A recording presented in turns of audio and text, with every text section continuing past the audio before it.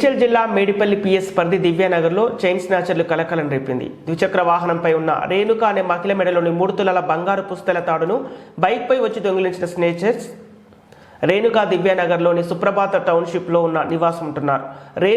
రేణుక భర్త ఇద్దరు బ్యాంకు పనిపై వెళ్లి ద్విచక్ర వాహనంపై వస్తుండగా దివ్యానగర్ సమీపంలోకి రాగానే ఎదురుగా ఒక బైక్పై వస్తూ బైక్పై ఉన్న రేణుక మెడలోని బంగారు పుస్తెల తాడును స్నాచింగ్ చేసిన దుండగుడు బైక్పై దొంగ హఠాత్తుగా ఎదురుగా రావడంతో రేణుక దంపతులు వస్తున్న ద్విచక్ర వాహనాన్ని స్లో చేసిన క్రమంలో స్నాచింగ్ చేసిన స్నాచర్ మెడలోని పుస్తెల తాడును లాగే క్రమంలో బండి మీద నుండి కింద పడిన రేణుక స్వల్ప గాయాల పాలైంది.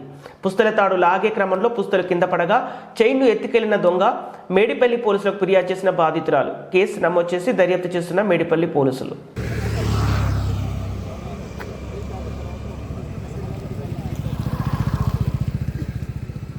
Mira, no me